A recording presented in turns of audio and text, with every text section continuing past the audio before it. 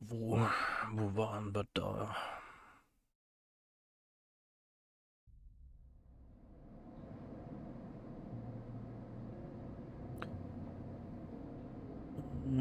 Speak to Ruby about what happened.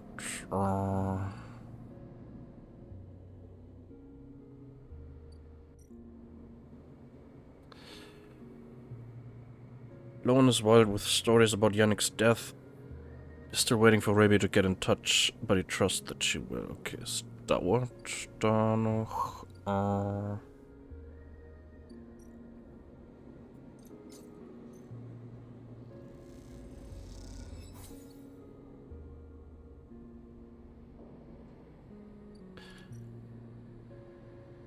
Bei den anderen DLC-Leuten.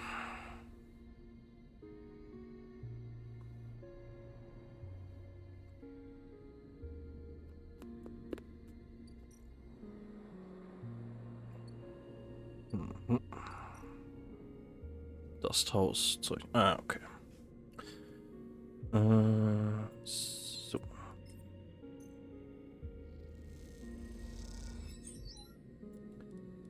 Okay.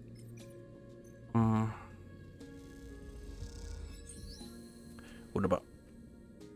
If the dust houses are to preserve their closed biomes, they will need shielding against the flux and protecting from their slow decay. Yonaki stands side by side at the viewing window in silence. The dust swirls, and you glimpse the twisted root systems of the steppe silk through the ochre haze. After all these cycles, you feel a strange connection to a world on which you have never set foot. Aki shifts from foot to foot. She seems restless, eager to speak but unsure of what to say.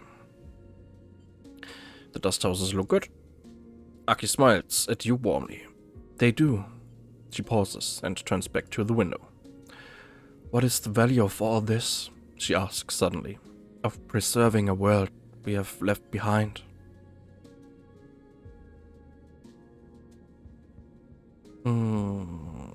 Conservation. Aki is silent for a moment.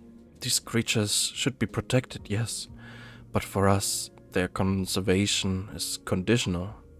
We keep them alive because we need to use them. I can't pretend we are conservators when we harvest as much as we are able. Aki paces away, lost in thought. I'm grateful to you for helping protect the dust houses, for ensuring their slide into decay is delayed, even averted. But now I find myself at an impasse. The stability of the dust houses changes things.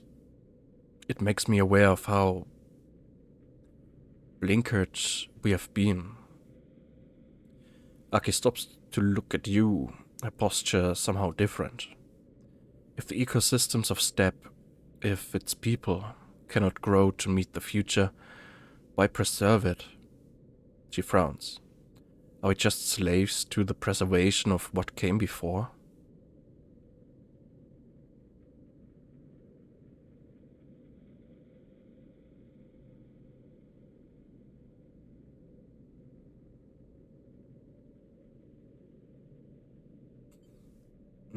Not slaves, inheritors.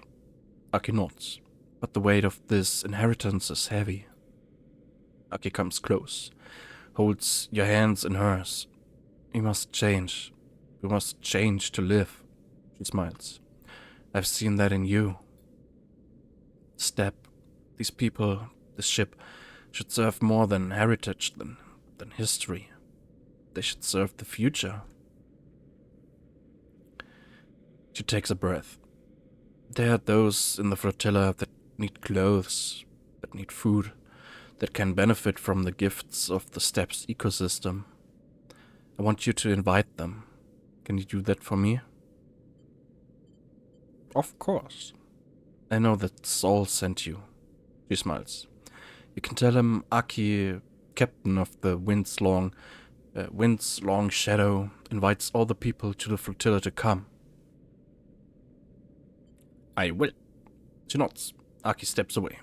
You want to know about the flux, no?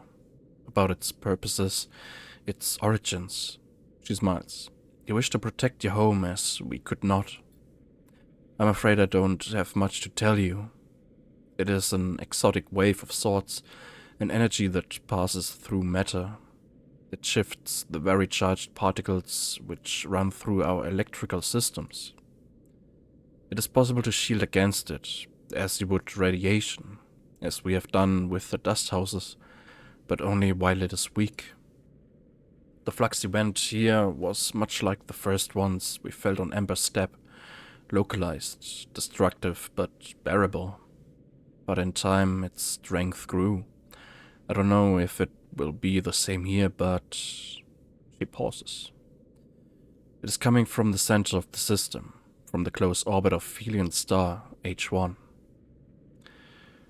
That is all we could uncover. She's silent for a moment, unsure of what to add. I'm sorry I cannot offer more, but you are always welcome on this ship. She smiles.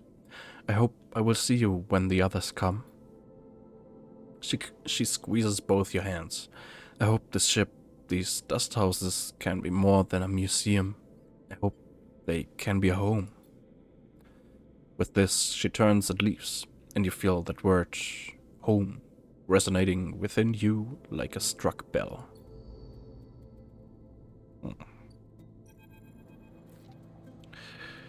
When you arrive at the bridge of the Pilgrim's Seat, Sol is waiting for you. You wouldn't believe the messages that have come through in the past few cycles, Sleeper. He smiles. The ship from Steppe has sent a goodwill gesture, a whole cache of supplies from their own farms. He smiles. I'm not sure how we'll use them, but the gesture is a welcome one. Song, meanwhile, are apparently accepting supplies again, although a little reticently, if I may say so. Sol smiles. I don't expect them to change anytime soon. It should be said. And what I'm wondering, Sleeper, is what part you had in all of this. Sol eyes you, waiting for an answer. I helped where I could. I've come to expect that of you, Sleeper. He smiles. You look at Sol, his eyes bright and eager, and wonder what he sees in you. Are you a tool to be used, or an ally? It can be hard to tell. I want to show you something. Sol squeezes your shoulder, turning you to face the lift. He leads you along the axis of the ship, towards the engines, the clanking of a suit accompanied by the constant hammering and welding that fills the echoey bulkheads of the Pilgrim's Seat at all hours.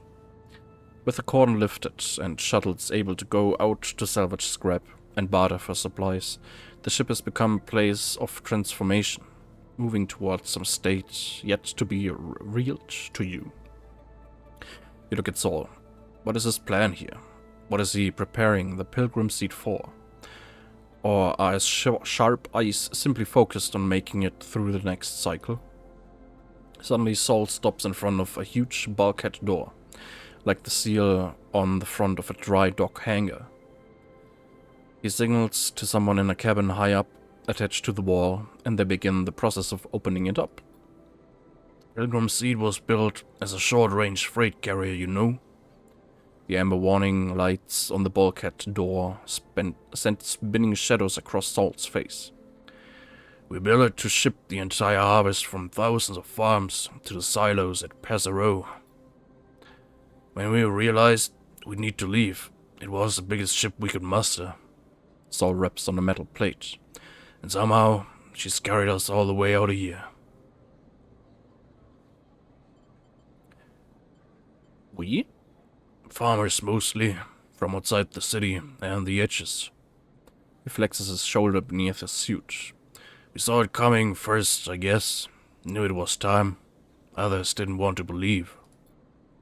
I was a farmer, had a whole load of land and people to run it, and my people helped convert this place for the long trip. He looks at his feet. Others led, organized the evacuation, and debated the plan. What happened? Not one of those folks made it. Saul rubs his forehead. We were out in the black a long time before we got here, Sleeper. Things happen. The upshot is I was... But what?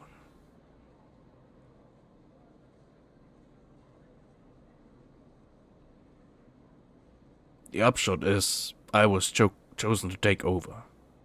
I guess my crew trusted me, and I knew the ship. I argued, reminded them I'm no leader, and that I'm sick. But well, when service chooses you...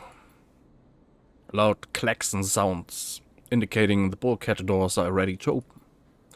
They groan as they slide back, the metal squeals echoing through the vast ship, bouncing off its hard-plated walls. At first, all you see is darkness. Then the lights go on, in huge strips that stretch back and back as far as you can see.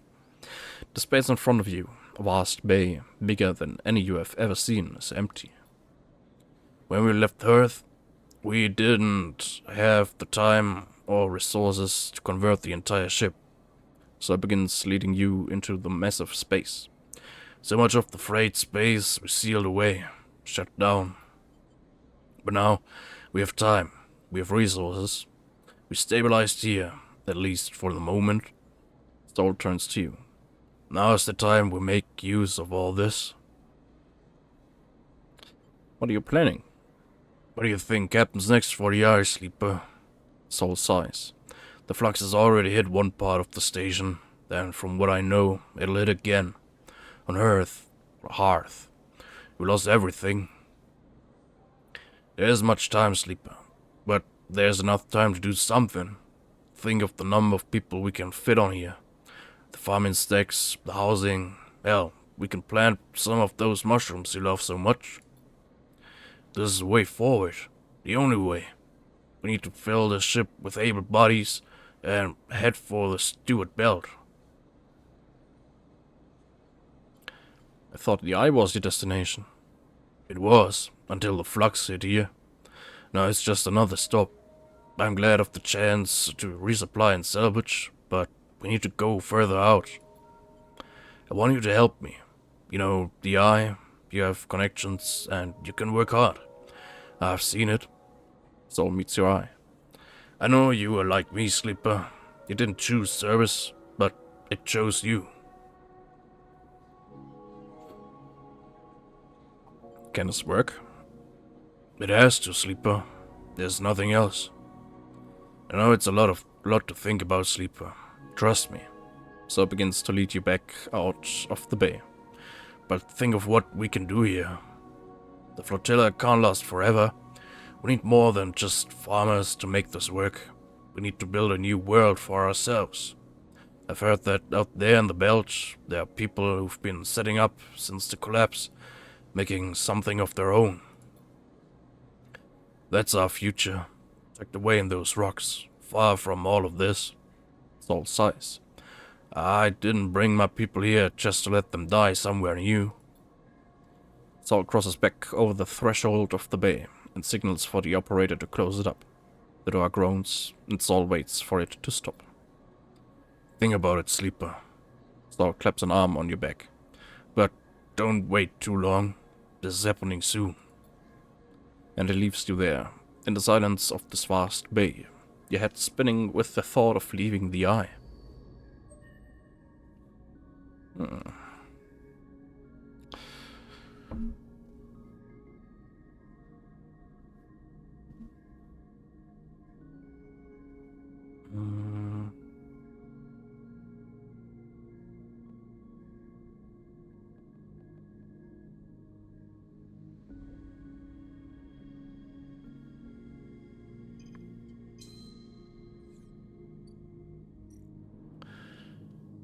Zweitage gathering evidence. Pig is compiling their data on the flux to be presented to Saul or Helen. You get the sense they are dreading the choice. Okay. Müssen wir ein bisschen warten. Ja, nutzen wir die Zeit, um ein bisschen zu arbeiten, ein bisschen Geld zu sammeln.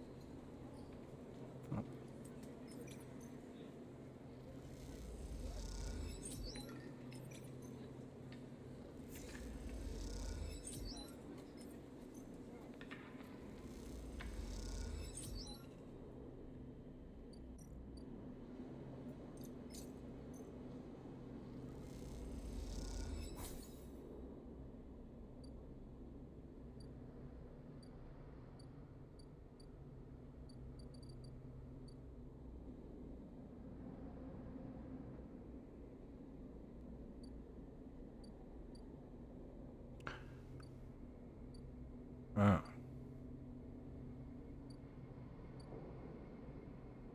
Ja, ist die Arztpraxis weg. Okay. Hm.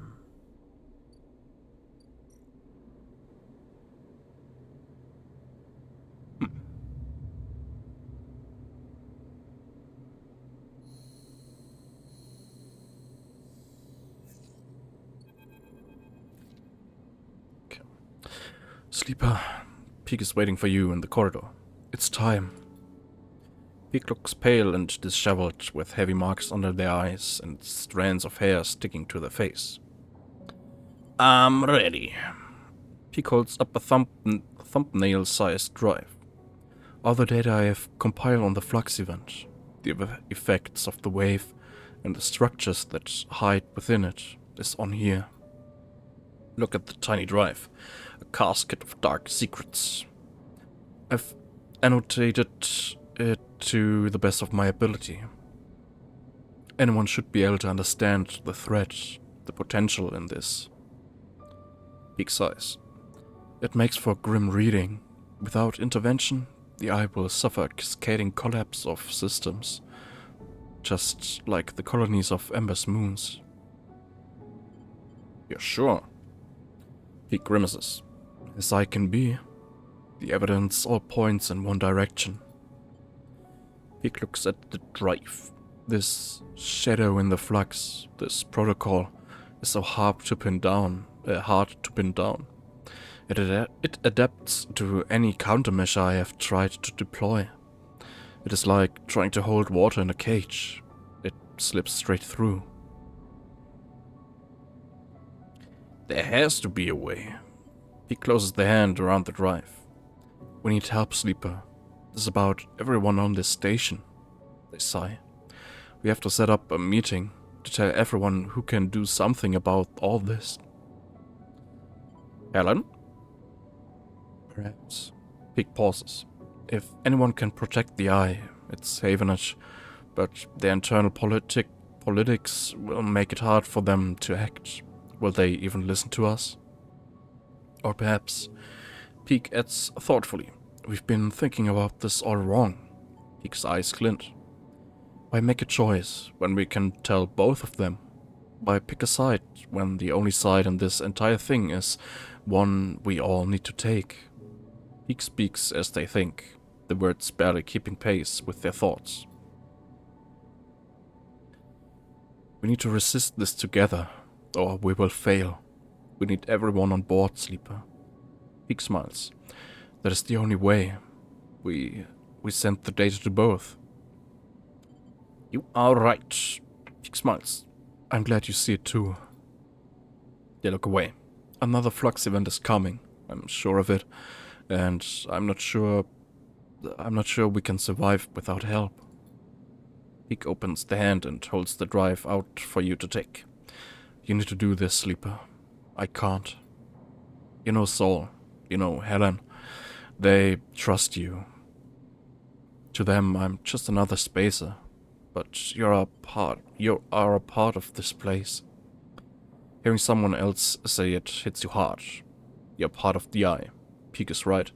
But right now, that feels more like a weakness than a strength.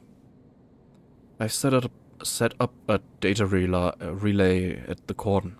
It's neutral ground. Take the data and send it out to Havenet and the flotilla. Once they receive it, they will come. We can be sure of that. You will meet them there and take them through it all.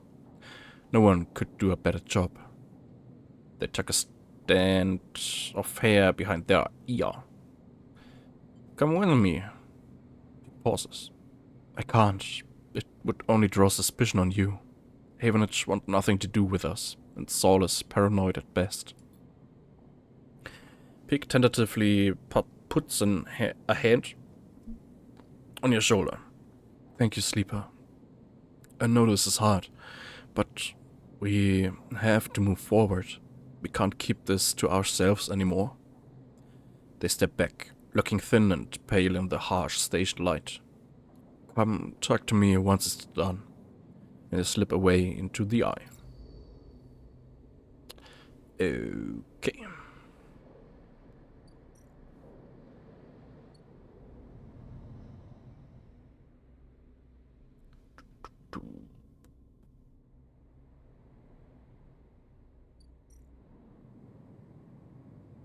Warning, final episode. Once you send the data, episode purge, and the final series of events on the eye will begin. After this point, you will not be able to return to complete other drives or find other endings. Oh, okay. Vielen Dank für die Warnung. Dann warten wir erstmal bis wir die können. Jo, ein Tag.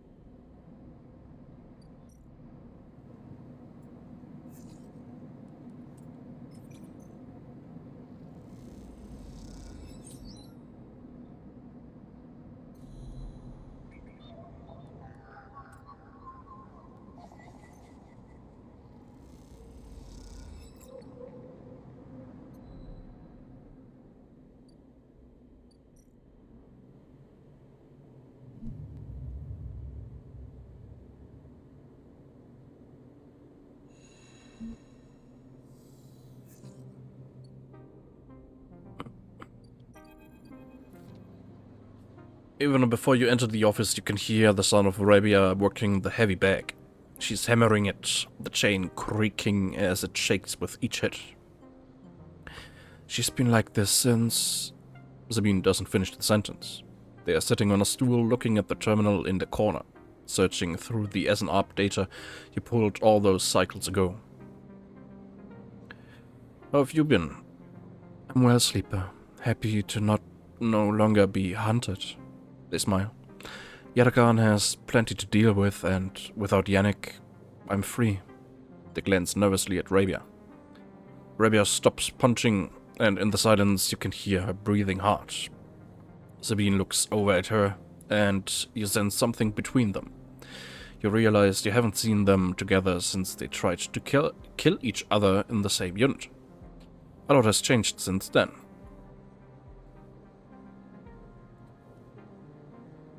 They ordered him up like a puppet. Rabia hits the back. Rigged the thing in his head so they could control him. Pushed the old Yannick out. I don't know why he let them in. Rabia throws a few more punches. But it's a lesson. Don't let them in. Another flurry. Yergan shouldn't deal with corporations, and we never will again. She spits. She comes away from the back. At least Yannick's death has been treated as natural. There's a chance we come back from this. That Yadagan can hold on. But there are opportunists trying to take control. Sabine turns to you. Yes, but now the connection has been broken. I've been looking at removing the trackers from the implants in Yadagan's enforcers. It's a significant job, but I think with time I can do the surgeries. Rabia walks away from the back towards the far side of the unit. Those surgeries will never happen if Yadagan collapses. She shouts back at Sabine. Clearly, this is a well-worn argument in this unit. Will Yadagan really collapse? I don't think so. No. Rabia doesn't either. They look over at her. At least, not when she's calm. What I understand now is that Yadagan can be something if we want it to be. Coming here from SNAP, from the core worlds, all I saw was a gang, and with Yannick keeping me on a tight leash. They shudder. Rabia believes, and I want that belief. They look unsure. I also want to be done with SNAP, but I doubt they are done with me. They glance away, rubbing their shoulders. I hope you're right. Me too, they smile. I've been wanting to say, Sabine begins nervously. I'm sorry that I didn't tell you where I came from. I know I've apologized before, but I want to again. They pause, properly. When I leaked the data on the sleeper program, it was to try to help people, like you. They grit their teeth. But after the cycles here, being pushed down, pushed around, trying to survive, all that got away from me. So when you turned up, they sigh. It shook me up. They run a hand through the hair, but I ended up here, so they look at Rabia. Oh, of course. They reach into a pocket and take out a handful of vials. These are the last of the case. You can have them. They drop them into your hands. After these last few, I don't know what we can do. With the SNAP connection broken, they look down. But I know there are other ways. Repairs, other pharmaceuticals. I even heard there's some labs out on the Greenway. Perhaps they can help. They meet your eye. I'm sorry, I can't do more. Thank you for everything. They look away, their eyes bright with tears. Rabia crosses back to you both and sits beside Sabine. They look at each other, and you can't help but smile at the idea of them together. What are you two plotting? Rabia grins. Sabine laughs, and the sound is a welcome one. You watch the two of them teasing each other and smile. Later, when you leave, you take that handful of vials out of your pocket and look at them. You can still feel that core of anger deep down inside, and you don't know if it will ever leave. But SNAP doesn't own you anymore. They can't, because this place, these people, own you. They are what makes you get up every cycle. They are what keeps you breathing. You put the vials away and walk through the low end. Your senses tuned to every sight, every smell and every sound, soaking it all in. Living. Okay.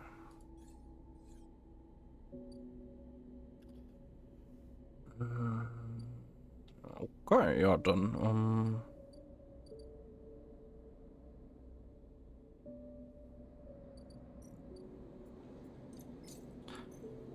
sind wir fertig und können Finale starten.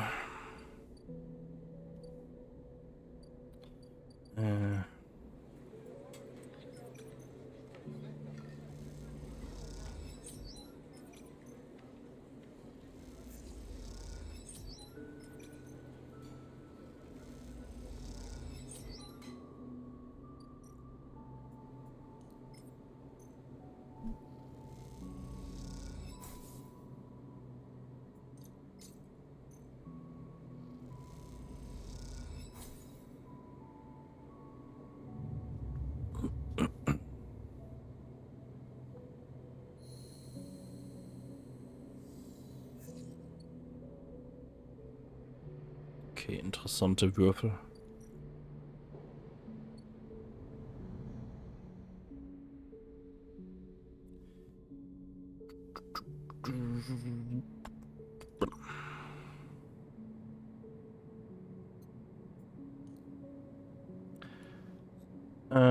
Peak's relay lies already. This is it. This data is a ticking time bomb. Once it is sent, there's no going back.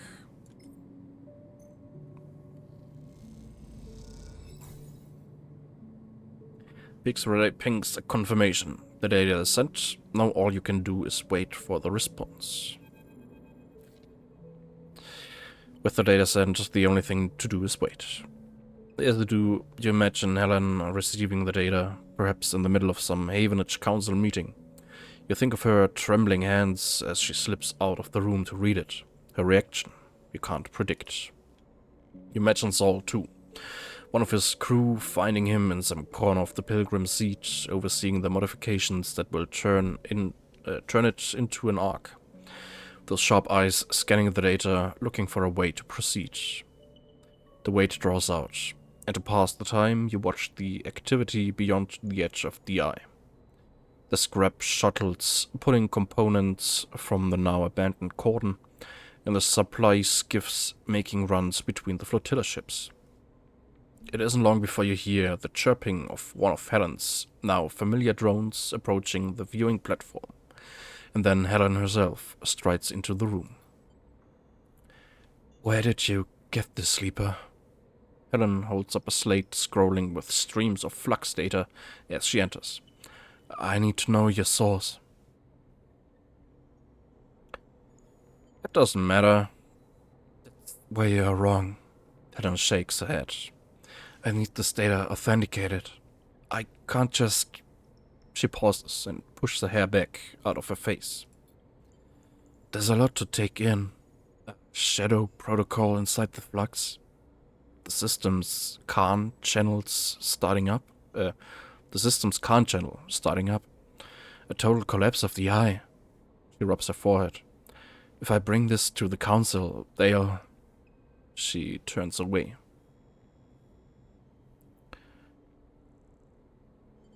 "They'll believe you."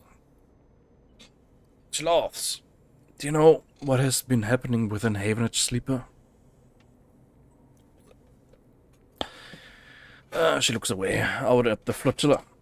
"Since the refugee ships started arriving, things have changed. It's chaos. No one can settle on a single issue. There's division at every boat, but in the division only one group prospers, hardliners. Because as each counselor gets tired of the arguments, gets tired of compromise, they become more attracted to the easy answers. The flotilla is to blame. The refugees are opportunists. The eye must be defended." She shakes her head. "And now you're telling me they brought something to the eye that will cause its collapse?" "They didn't bring it." "It doesn't matter, sleeper. That is all the counselors will hear." She closes her eyes, a hand to her temple. "Many of them already presume that the refugees are somehow to blame." Did someone say refugees?" Saul clanks into the docking bay, grinning at the situation. "Speak of the devil and, well, here I am." His suit hisses as he settles on his cane. Helen glances between the two of you, uncertain if she has been drawn into some elaborate plan. Saul holds out a hand to her. "Saul," he nods. "I believe we have spoken remotely while the cordon was still up." "I sent both of you the data." Saul laughs. "Well, thank you." He raises an eyebrow. "The evidence of our mutual and inevitable destruction is not much of an olive branch, but I'll take it." "I'm not Havenage," Adam blurts out, then corrects herself. "What I mean to say is no one person represents Havenage. That's the idea. I did not support the cordon, and I did not support your quarantine. Quarantine. Soul nods. Well then, Soul glances at you. Anyone mind if I get myself up to speed here? He pauses, but you get the feeling he isn't expecting an answer. 1. The flux events, the very same stabilizing waves that collapsed the colonies on the moons of Ember, have reached the station. He holds up a stubby finger. 2. According to data Sleeper provided, these events are acting as a cover for some kind of intrusive protocol, which is causing the real damage. Second finger joins the first. 3. This shadow protocol will do the very same thing it did to Ember's song, Step and Hearth. And quickly. In short, it'll shut down everything keeping this place alive. A third finger pops up. 4. And this is my favorite. We have no idea who or what is doing this, and why. Soul's final finger joins the other 3. Is that about the total of it all? There's also another flux event coming. Of course there is. Soul smiles thinly. Sounds... Helen pauses, searching for words. Intimidating. Helen turns to Soul. Did you manage to put up any kind of resistance on Ember's hearth? Soul shakes his head. That's why we are here. The Pilgrim Seed was the biggest ship to make it out unscathed. He pauses. I suppose we didn't have this data. We didn't know what was eating up the systems. We all thought it was the flux. Helen looks at you. And I imagine you, Sleeper, and whoever helped you uncover this might be able to figure out a countermeasure. I don't know. Helen glances away. That's okay. We can try. If you forgive me, Soul cuts in. Part of why I was able to save as many as I could on Ember's hearth was that I gave up hope early. Soul shifts his weight, his suit hissing. There were endless strategy meetings, system reboots, tests, and trials, but I just got on with working on the Pilgrim Seed, with getting people on board. So, when the second and the third and the rest of the flux events hit, we were ready to go. So, if I can offer you some advice, Miss Not Havenage, it is to give up on that line of thought you have, but hope, and to start the evacuation now. Right this cycle. Soul looks out of the observation deck towards the Pilgrim Seed. I've already started the process of converting the remaining volume of the Pilgrim Seed for human habitation. With Havenage's resources, I dare say we could finish the job with time to spare. Soul scratches at his beard. I know it's hard, and I know it's sudden, but you have to give up hope. We have to run. There will be no heroes here, just those that keep living and those that don't. Ellen listens in silence, making calculations. She looks out at the bulk of the Pilgrim Seed, which, despite all its vastness, is dwarfed by the eye as a whole. Something flickers in her eyes. She opens her mouth to speak. She stops, frozen. Let me think. Ellen rubs her temple. I need a moment. Helen paces, and as you watch her, you realize how young she is, and how lost she is in the systems and protocols she has to navigate. You can almost see the strings and ties that bind her, glinting like webs in the white space of the observation platform.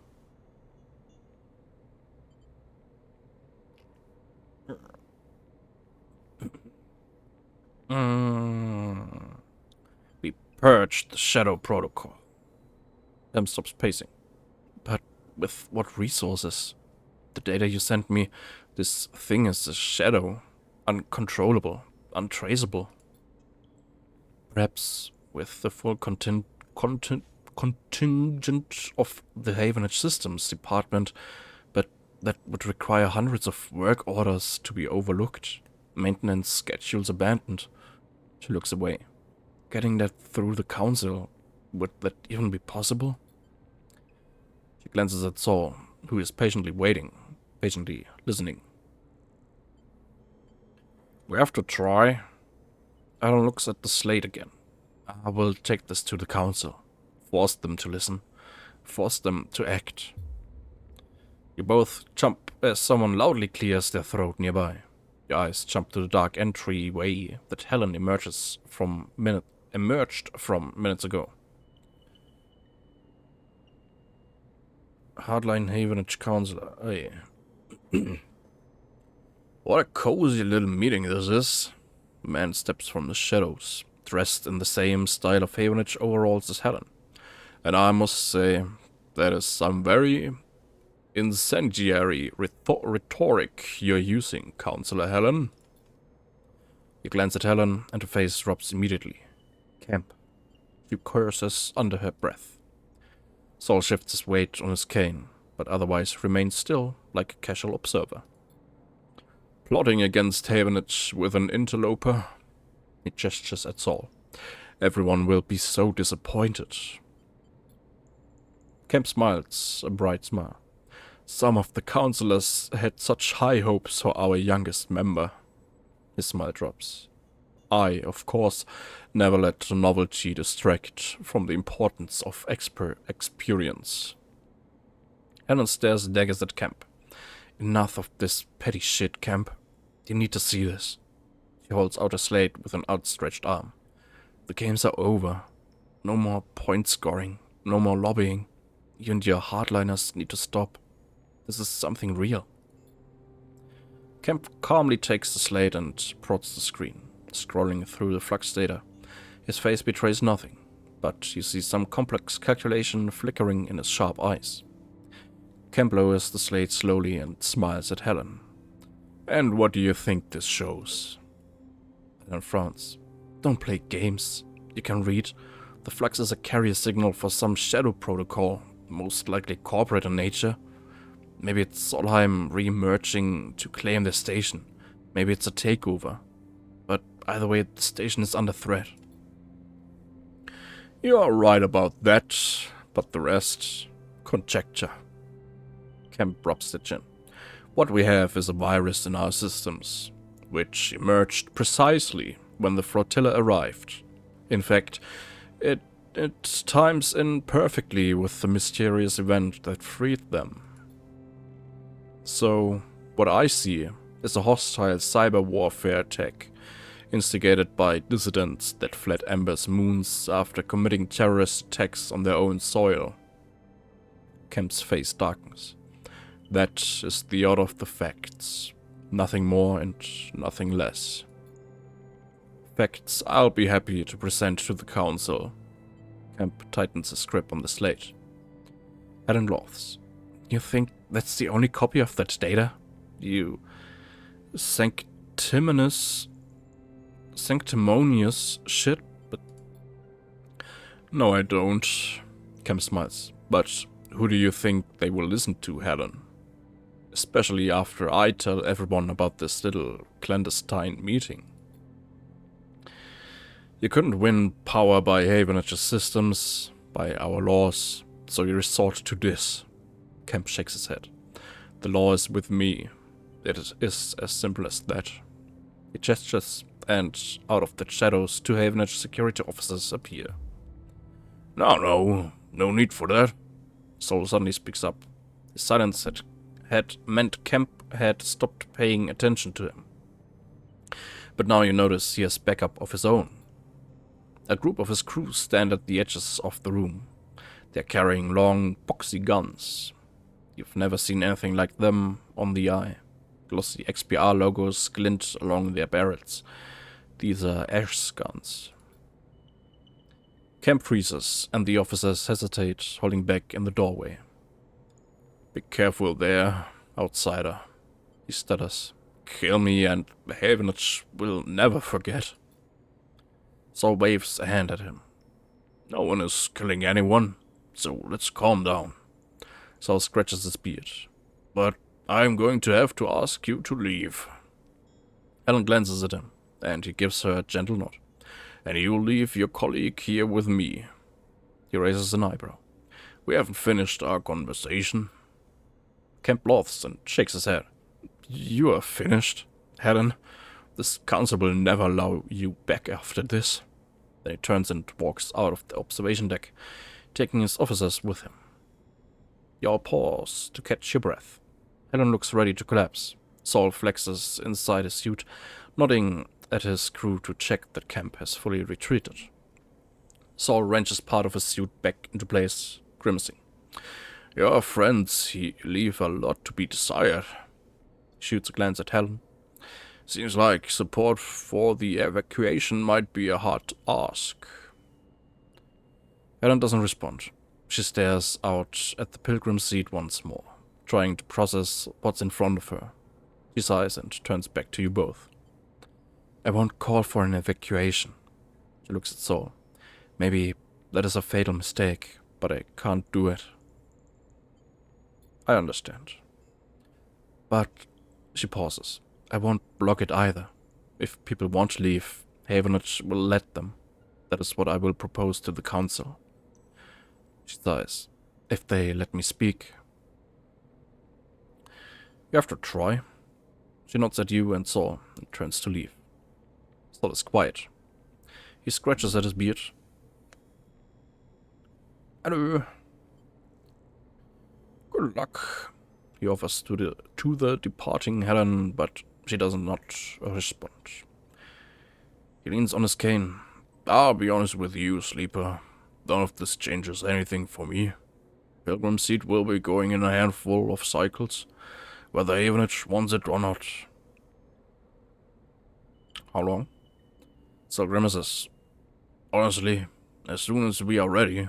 I'm not eager to run down the clock to the last cycle. Saul puts a hand on your shoulder. There's a berth for you, and for any you can gather, Sleeper. That much I owe you. And Helen? I wouldn't hold out much hope of her coming around, Sleeper. She's too tied up in all this.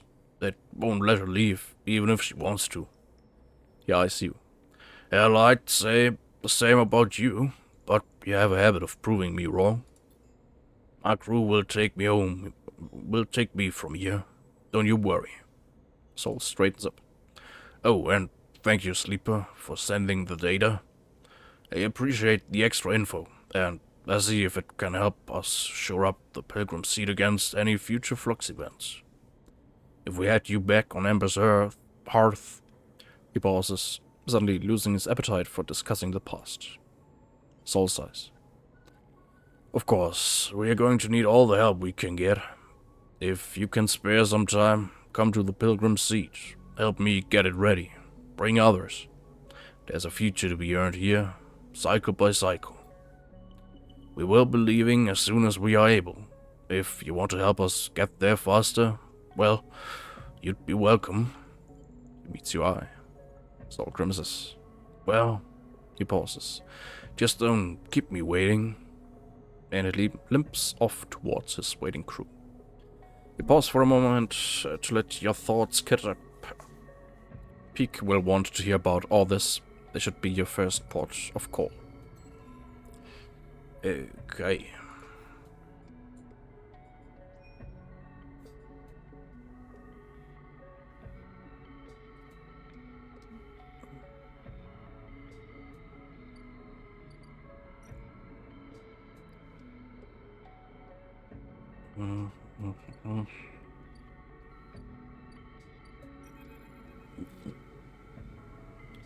As you enter the climbing briar, you immediately have to jump aside, as Ash, lugging a massive crate across the cargo bay, pushes past you, grunting an apology as she does.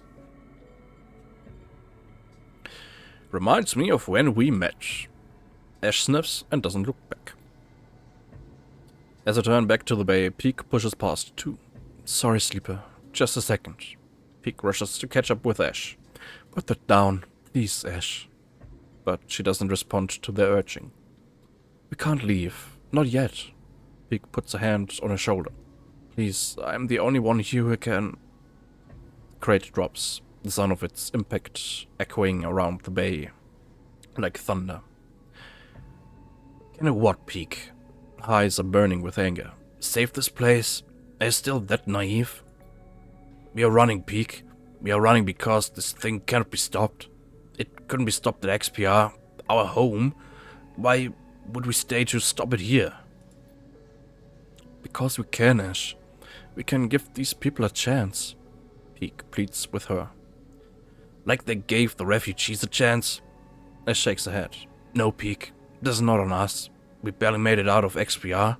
I worked for years to escape, and now you want to throw it all away? I left everything behind. My mother, my friends, to take you out of that place. She clenches her jaw. She turns and slams her hand into the crate, breathing hard. We go. That's the end of it. Peak turns away. You feel unsure what to do, but you know now is not the time for outside arguments. This is between them. Peak crosses the bay back towards you. I'm sorry you had to see that, Sleeper. They sigh. Let's talk upstairs. Peak leads you to the entry ladder, taking you up out of the bay and into the hibernation level of the ship. The habitation. You follow them through the tight corridors, noticing the handwritten notes, the clutter, the repairs, signs of a home. Here, sit. Peak gestures to the broad mess table with its curved couches, and you slide in on one side. Peak sits opposite. They brush the hair out of their eyes and take a deep breath.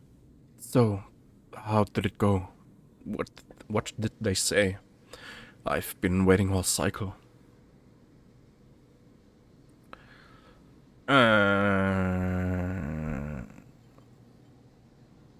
Them about Kemp.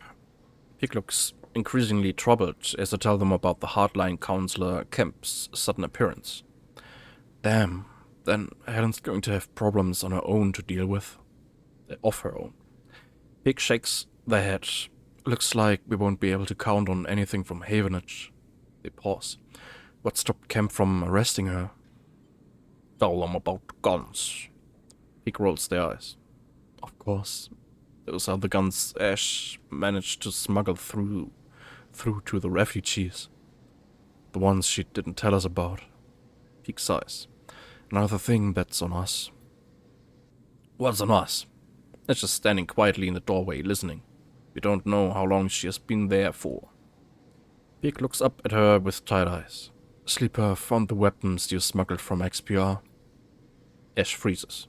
She glances between you and Peak, as if this might be some elaborate joke.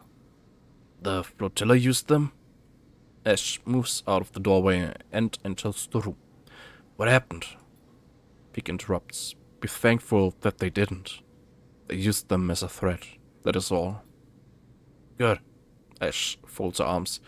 You get the feeling that she knows Peak will not approve. Peak goes to speak and then decides not to take the bait. They glance at you. I'm sure you've heard enough of us arguing the cycle, Sleeper. Peak shoots a look at Ash, but our introduction of those weapons into the equation are just another reason why we cannot simply run away. Ash looks away, but says nothing. She surely knows they cannot absolve themselves of responsibility here, so what is motivating her? You realize that she still might be trying to protect Peak, even from themselves.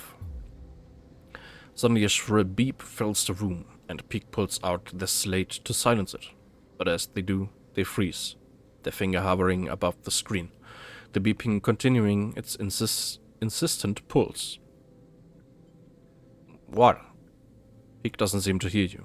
They blink with glazed eyes at the slate. Then they let out a long exhale and tap the screen. The bleeping shuts off, leaving a ringing silence behind. Ash frowns at Peak. Planning to explain? 12 cycles. Peak looks vacantly up at you both. 12 cycles until the next flux event. They shake their head. I've been using the arrays on the Briar to look towards the center of the system, to approximately where the Khan channel should be. Just this moment, they detected a signal from the inner system. Given the distance and pattern of previous flux events, we have 12 cycles before it reaches the eye. The silence in the room is deafening. 12 cycles, that's it, before a second wave hits, and this place. Peak interrupts your thoughts. We start now, that's the end of it. Peak stands up to face Ash. You want to take the briar and run, Ash? That's on you, but I won't do it. They take a deep breath. I'll be here, Sleeper, for every cycle it takes, trying to find a solution. I'll need your help. Their eyes meet yours, and you see a wild desperation flickering there. We will find something. The sooner we have a plan, the better. If it takes us 12 cycles to fix this thing, it'll be too late. Peak's eyes flash with determination. They reach for a slate and pass it to you, so we can keep in touch. You pocket the thin handheld terminal. And Ash. Peak starts, but she is gone, storming down the corridors of the ship on a path to who knows where. You know from experience that it is impossible to outrun your fears, but you get a sense that Ash will try anyway. Peak rubs their red eyes, staring after Ash. Maybe I'll take a moment before we start. They smile weakly, tears of exhaustion gathering in their eyes. See you back here soon, okay? And you step from the room into the corridor. Peak's quiet sobs somehow carrying through the ship behind you as you leave.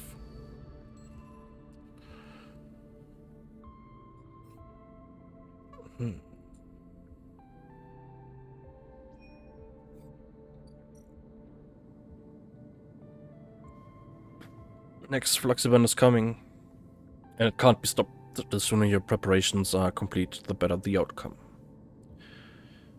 Desperate plan. Devise a strategy. Peak is tirelessly analyzing the flux data and testing countermeasures on the Shadow Protocol. They need your help. Desperate plan. Peak is desperately looking for a way to combat both the coming flux event and the Shadow Protocol infecting the station. Okay, Pilgrim Seat. Pilgrim Prep. Pilgrim Seat will take the majority of the evacuees off the eye. But is there enough time to settle them all? +2, okay. Berth refitting. Building berths into the vast bulkheads of the Pilgrim Seat is a huge job, and Saul needs every able-bodied engineer to help. Supply hauling evacuees will need many supplies for the trip to the starboard belt, and they have to be hauled aboard in only a few cycles. Okay, und das mit Helen kann man gar nichts machen.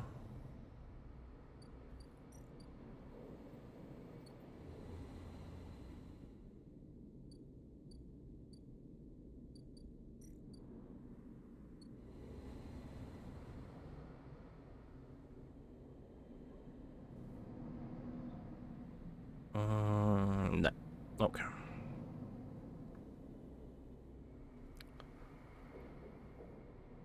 Na gut, dann fangen wir mal an.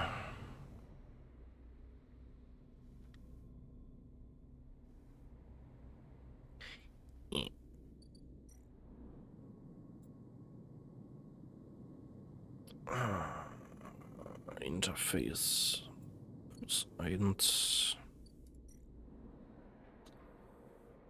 +2. Okay, kann ich die Vierer hier wenigstens benutzen.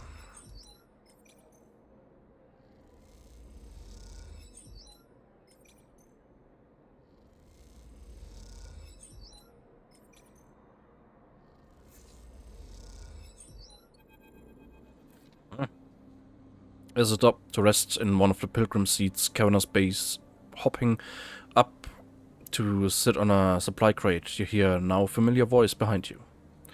Sleeper, glad you're here. Saul's suit hisses as he clanks up towards you. I knew you'd help us out. We sure do appreciate everything you do for us. No worries. I do mean it, Sleeper. He looks away down the bay. to where sparks jump from welding torches. It's a grim job to be doing without a few friends around. Sol settles beside you, flinching a little but making himself comfortable on the crate. Seems the word got out, this way or that. He nods towards the welders a little way off, one of them wearing shipyard overalls. We had people flowing in from the eye looking for a place. In truth, it's more than I thought, Sol sighs, which means more mouths to feed, more bodies to house, more people to protect. Can we do it? Sol frowns. We'll do what we can as always. I'm not sure any of it can be enough. He looks down. We were supposed to stay here, not keep running. Sol waves away the thought. Don't listen to me. He gives you a sideways glance. Just a tired old man. He stretches. I have something to ask, though. What is it?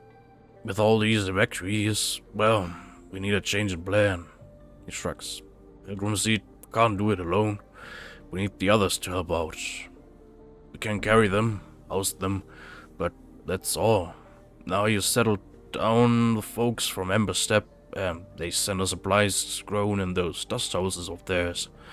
If we could get more... He nods to himself. And then the song crew.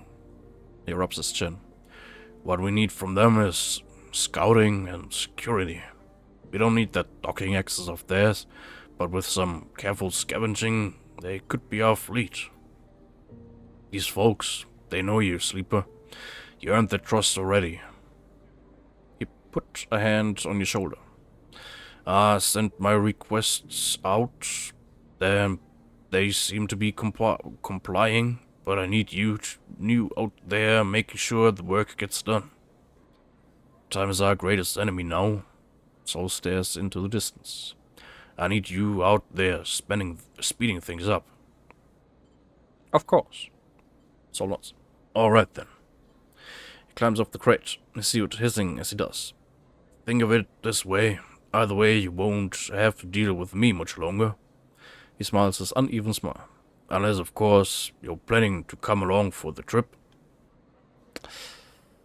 I don't know. Sol winks. I'll leave it with you. Sol waves a hand and starts off towards the base entrance. The crackling sound of the welding quickly covering up his clanking suit. You watch the workers, the shipyard contractor chatting among them. Already looking like he belongs. You push the thoughts of escape, of home, and of the future to the back of your mind and get up. There's always more to do. You better head to the other ships in the flotilla to see what can be done. Okay. Oh, God.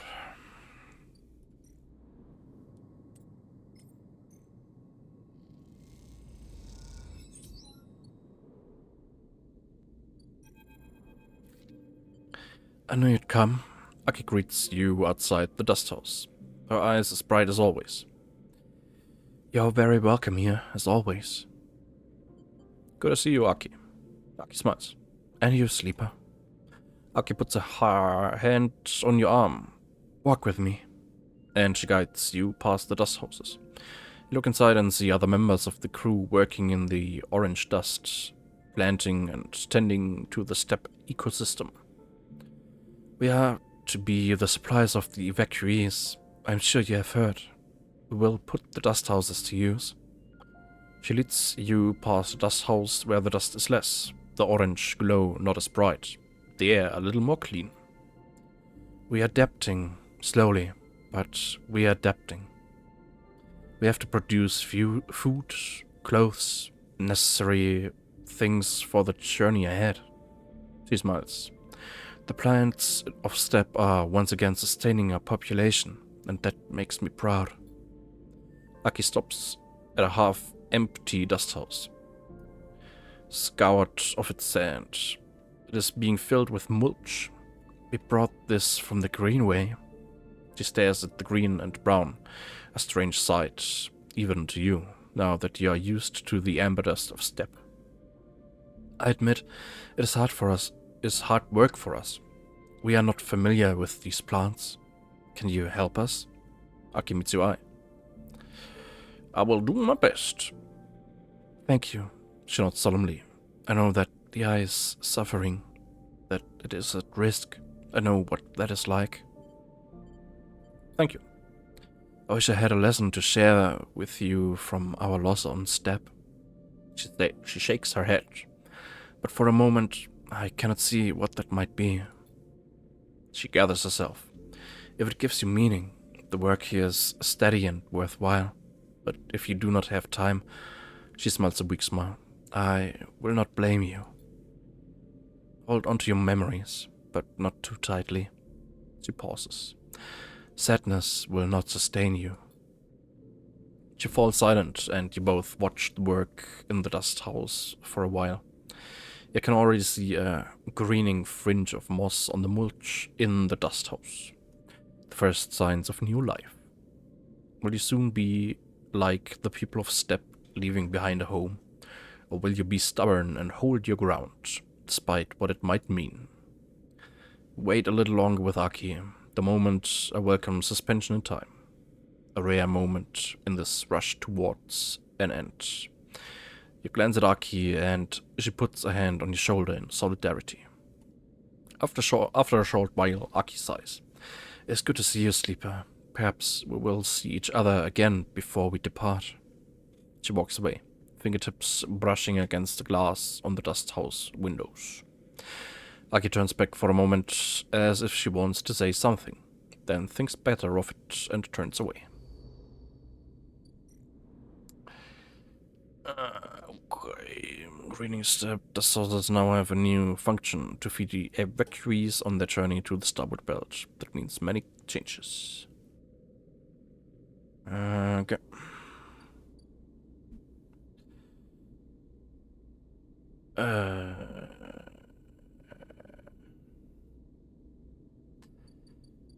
Ja, Peter, mach mal. Mit dem reden wir nächstes Mal.